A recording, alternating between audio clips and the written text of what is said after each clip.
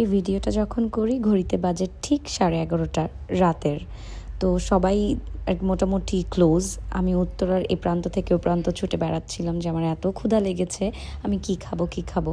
সব জায়গায় খোঁজ করে অলমোস্ট, যেমন খালপাড়, তারপর হচ্ছে গিয়ে আরও অনেক জায়গায় খুঁজতে গিয়ে দেখি কোথাও কিছু নেই। তো 12-13 মোড়ে গিয়ে একটু সামনে এগোতেই দেখলাম হারফি খোলা আছে। তো মনটা এত খুশি হয়ে গেল।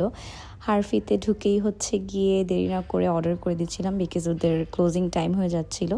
তো বার্গার, র্যাপ, তারপর হচ্ছে চিকেন ফ্রাই সহ আরও অনেক কিছু নিয়েছিলাম, আইসক্রিমও নিয়েছিলাম। এত রাতে হারফি খোলা পাবো এটা একেবারেই আশা করিনি। তো মেঘনা চাইতেই বৃষ্টি হয়ে গেল। মজা করে সব কিছু খেলাম, আমাদের অর্ডার আসলো। তো অনেক মজাই করেছিলাম। আমার এটা ফ্রাইডের ভিডিও, এটা আজকে আপলোড করছি। নানা রকম ব্যস্ততার কারণে ইদানিং একটু ভিডিও কম করা হয়, বা ভিডিও করা হলেও আসলে এডিট করা হচ্ছে না। তো এদিকে দেখেন আমি র্যাপটা খাচ্ছিলাম। ওদের একটা র্যাপ আছে, আমি খুবই পছন্দ করি ওই র্যাপটা, কিন্তু এটা আনফর্চুনেটলি আপাতত বন্ধ আছে, তাই এটা নিয়েছিলাম। নতুন ভাবলাম ট্রাই করি। এটা মেবি চিকেন সামথিং একটা ছিল, নামটা পুরোপুরি ভুলে গেছি আমি এত ফাজিল একটা মানুষকে বলেছিলাম আমাকে কিছু ভিডিও করে দাও, সে যে কি জঘন্য ভিডিও করছিল।